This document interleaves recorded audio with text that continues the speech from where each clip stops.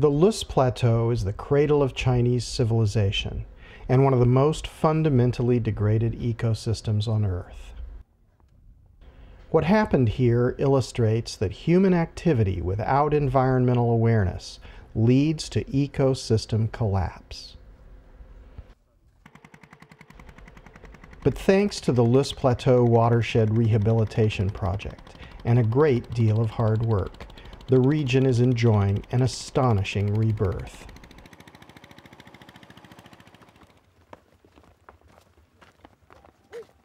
The project is helping millions of people to raise themselves out of poverty through integrated economic and ecologic development.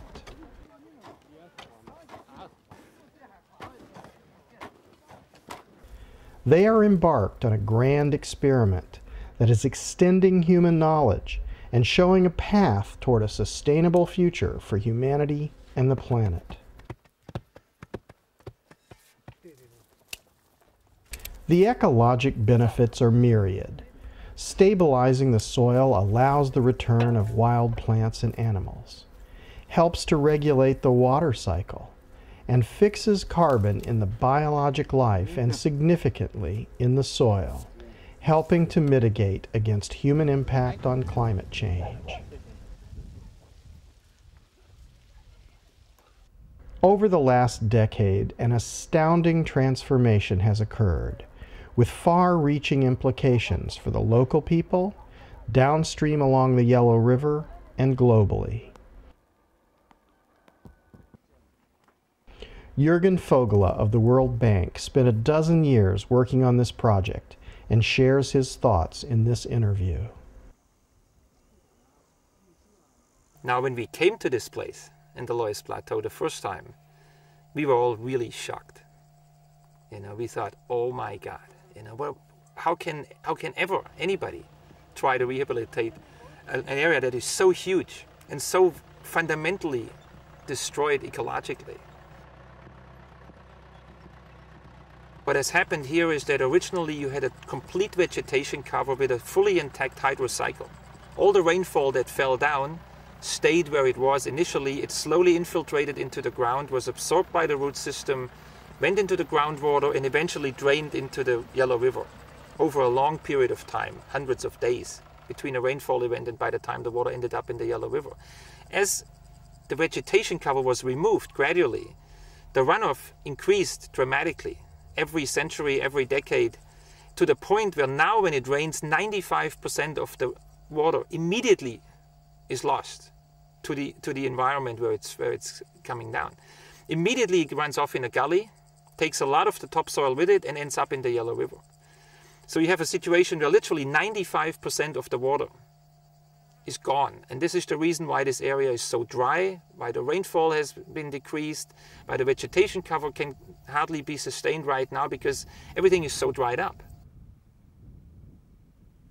We spent 2 years working with the local people, with the farmers, with the local officials, with the experts in the various fields of hydrology, soil and water conservation, forestry, agriculture, environment, try to understand what it would take to do something like this.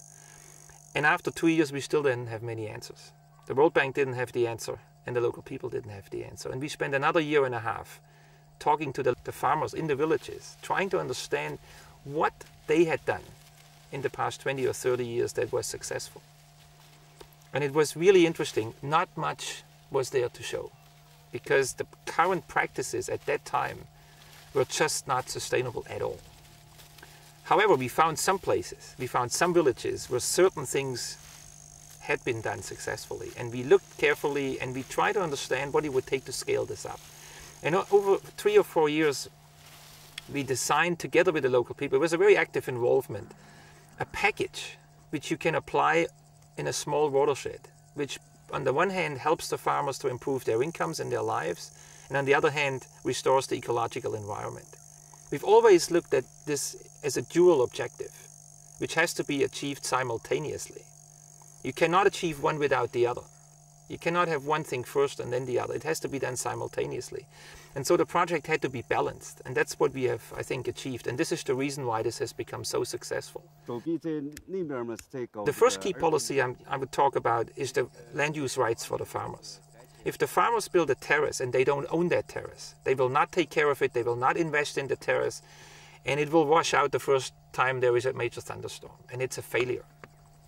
So what we have done and what we focused on together over the past 10 years is getting these policies right and implementing them on the ground, not on paper, but in the village, village by village. Every household in this project has received a long-term land use contract for every single piece that was invested in this project. Every terrace that you see, every tree planting area is contracted to a household, and they are responsible for it. That is the first part of sustainability, and it's an absolute key part. The second really important policy change is the issue of grazing. Now, to introduce a grazing ban on a large scale requires very careful thinking, because you're affecting people's lives, you're affecting their livelihoods, their incomes, their traditional practices, and that's a very, very sensitive issue. And we spent a lot of time trying to understand what the impact is if you do that, and what can be done to improve their situation.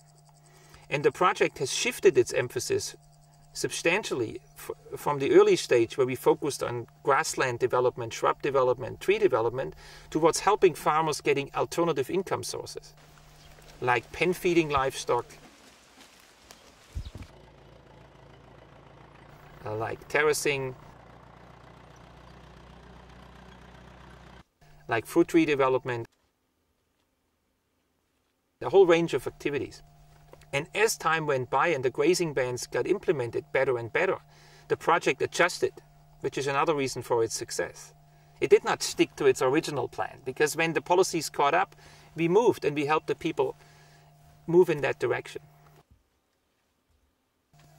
I think in this area, the knowledge about the symbiosis or the interaction between humans and nature has gotten lost to a large extent.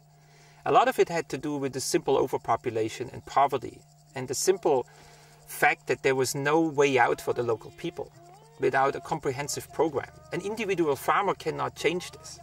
An individual village cannot change this by themselves. This has to be planned on a large scale and needs some serious investment to get to that point. Again, it has shown that if this goes on too long, say 2 or 3 or 4 generations, that very quickly the indigenous knowledge gets lost. We've seen this here. I've had discussions with older farmers who had lived in this area all their lives, 60, 70, 80 years. And I asked them, I said, do you remember, when you were young, was this all green? And they said, no, since I can remember, the grass has never been taller than this. I have never seen tall grass here. It just doesn't grow. And those people were so surprised after 3 years of a grazing ban that actually in their own village, the grass grows this tall. This may sound strange, but this is exactly what happened. People had actually forgotten what it looked like and that it can be done naturally.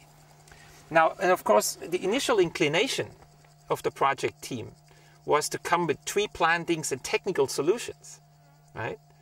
And over time, we all learned that this isn't necessary. You just let nature come back. Now, the tree plantings were necessary, of course, in order to protect large areas to begin with, because if you didn't plant the trees, you couldn't close the area, and the nature could never have recovered or reestablished.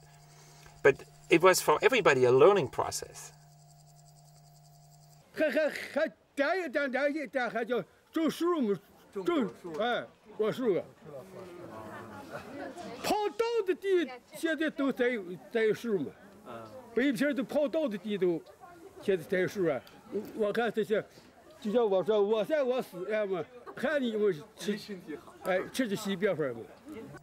think the awareness has been built up over the past 10 years dramatically. 10 years ago, nobody really believed that this could be done, what you see today, and when you look around. Everybody essentially said, well, what is new? We have done terracing campaigns in the 70s, we have planted trees, thousands and thousands of trees, and it was dry and they died. And it just doesn't work. Trees don't grow here, and the terraces are no good, and they fall apart, and the dams were washed out with a flood, etc., etc., etc. So there was this general belief, there was a hopelessness, there was this feeling, this cannot be tackled. And I think the reason this worked is because we did not get distracted by this. Because we all of us in this team, and our team and in the Chinese counterpart team, knew that it is the right thing to do to tackle it in an integrated way. Not just building terraces or just planting trees, but doing it together and combining it with 2 or 3 key policies. The principal components, the basic package is the same, but the sequencing of implementation is different, and the relative weight and importance of the components is different. In some areas there's a large-scale terracing effort. 40–50% of the project is about terracing because people in that area need food. And if they don't have food, they cannot plant trees, they cannot restore the ecological environment. These are the areas with high population density and suitable areas for terracing. There are other areas where terracing is not helpful at all, and we have very little, like in the southern parts of Inner Mongolia, in the Dongxiang area, in the drier parts of the Loess Plateau. The terracing doesn't help that much. So it is, yes, it is a package which is basically the same everywhere, but the composition and the relative weight is different. And the implications go beyond what we've talked about so far. It goes beyond poverty alleviation, it goes beyond the hydrocycle rehabilitation, it also includes biodiversity changes. 10 years ago when we came here, there was hardly any wildlife. There were no birds, there were hardly any insects, there were no mammals around, certainly no large mammals anymore. It had all gone. Now, as we've seen over the past few days, just looking around, the biodiversity is just stunning. I mean, I've seen more than 50 plant species on a terrace yesterday. Insects are all over the place. You see butterflies, you see the birds, you hear the birds everywhere. To me, it's just astounding. I would have never thought that this was possible within the lifetime of the project itself. We always thought in the beginning, well, we will start this. We will put some basic structures in place, but it'll take generations until this ecosystem will come back. I must say we were wrong. It went much faster than anybody thought. Nature is strong if you give it a chance. And this is what's happening in this project. We're not introducing anything new. We're not bringing new plants or new technologies or new anything. All we're doing is giving nature its place and its space again. Nature was completely taken over with human activity in this area for centuries. But if you give it a chance, it'll come back. That's very clear in this area. The scale is clearly an issue. The Loess Plateau is 650,000 square kilometers large. That is the size of France, the whole country of France. To rehabilitate the entire area, even with significant investment, will take a long time. But it is not impossible. I believe if the government is serious and really puts the money to it, the knowledge is there how to do it. This can be done within 1 to 2 generations. This whole area can be completely rehabilitated. It will cost some money, but it's not an outrageous amount of money. And in my view, this is absolutely a fundamentally important investment for this country because it has major implications for sandstorms, for food security, hydrological cycle in northwest China. It is of global significance. This is one reason why institutions like the World Bank are eager to do projects in this area. This is not only helping the local poor farmers or improving the local environment, this is of global significance, both because it's such a large area, but also because of the lessons you can learn from a project like this for other countries. We as an institution have committed a large amount of money for this type of work. The total investment for the 2 projects in the last 12 years was $500 million, $500 million. And it has rehabilitated and fundamentally changed an area the size of Belgium up to now. This is about 35 to 40,000 square kilometers. This is the direct project area. But as you can see now, in many areas that we've been driving through, which weren't the project area, grazing bans have been introduced, slopeland has been returned. Actually, as a matter of fact, we were told that the central government's policy to really be much more serious about stopping slopeland farming and grazing on steep slopes is a result of these activities. So, first of all, the impact was tremendous, but it needed to be large scale.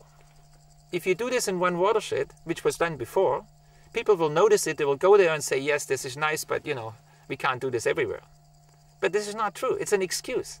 This can be done everywhere. This was done county by county by the local people themselves. It wasn't done by people who were brought in to do it. They did it themselves. They needed the resources, they needed the technology, the packaging, the management, but it's all there, it's all available. So if you do it right, and if the government is committed, and I think it is increasingly committed, we're working with the Ministry of Water Resources for 10 years now, and they're very eager to continue this work. If they are seriously committed, they can change the face of this place for all future generations within 50 years. You look at the micro level, you look at the household. For those people, many things have changed. Their food security has changed, their income levels have changed. They are not afraid anymore of major problems like a thunderstorm or a hailstorm. They're more resilient. They're more healthy because their incomes are going up. They can send their children to school. You see a micro impact, which for me is just magic. It's tremendous. It is much more than you see, than meets the eye in the beginning. Then you have a local, regional impact. Look at Yan'an, where we have been the last few days. Look at this place. Now this is much more attractive as a tourism destination, as a place to live. It will improve the overall environment for the whole community there. The hydrocycle will change, the climate will improve, the whole living conditions will improve. That's the local impact.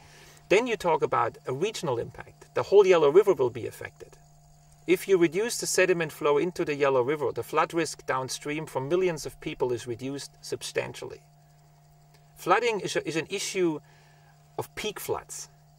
If you have major rainstorms in the hillsides and nothing is there to capture the water, it'll gush down and it'll cause a major destruction. And the same amount of rain falls in an area like this, it is not an issue. So you have a local, regional, and you have a national level impact. For the national government, this is fantastic because this saves a lot of money to raise the dikes in the Yellow River. If you don't have this project, the government has to raise the dikes every 10 years by 1 meter, because that's how much the Yellow River bed silts up every year. There's 1.6 billion tons of sediment dumped into the Yellow River every year because of the erosion that takes place on the Loess Plateau. If you can substantially reduce that, and there is no doubt that you can, if you can substantially reduce that, that saves the government billions of dollars every year, which can be much more wisely spent in rehabilitating this ecosystem. So when you talk about economics, I think one has to look at the big picture as well as the small picture. If there is plenty of money that is now being wasted on unnecessary structures to prevent flooding, if it was spent here, it would have a long-term positive impact. There are many lessons that can be learned for other parts of the world. Let me first say that the Loess Plateau is somewhat unique. Okay, we have a situation here, as you say, the erosion rate is one of the highest in the world. It's a large area, it's vastly devastated, and it can be rehabilitated because it has not reached the point of no return. Because you have such a thick soil layer, even though the soil quality is poor, but you have a thick soil layer that with the right treatment can basically return into vegetation and go back to where it was.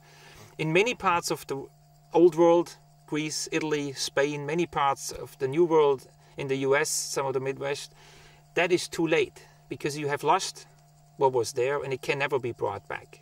Only in geological times. It'll take millions of years until the same soil situation can be built up again. However, there are still many parts in the world where an active erosion process is taking place right now. And if it is not stopped, may also get to the point of no return, where places will be totally lost.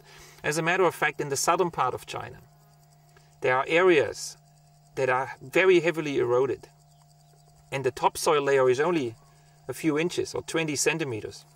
And if you abuse that soil or that surface for 20, 30 years, it can already, the rock formations come straight out and you have a situation that can never be reversed again. I think this shows that if the right policies, the right type of investment and the right approach is chosen and applied on a large scale, you can stop and reverse in many parts of the world this type of destruction and ecological degradation. I am totally convinced that if you restore the vegetation cover, and we have shown that this can be done in this project, it can be done on a large scale with the right policies and the right components. I am totally convinced that you can totally restore this cycle. And I don't have the scientific proof that the rain will increase, but I definitely believe it will.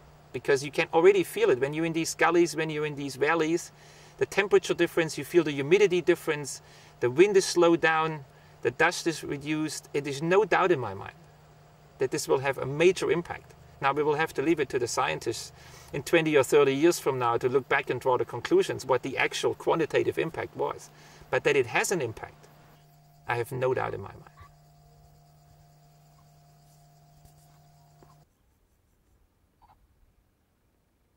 Today we can enjoy the view here on top of this ridge. In 10 years from now we won't be able to, because we will sit in the middle of a forest. And now you see these villages everywhere when you look down in the valley, but you won't see them anymore because they will be in forests. And I think this is the vision. This whole place will be a green place again. It will not be a dust bowl. It will not be a barren landscape. It will be a wonderful place to live.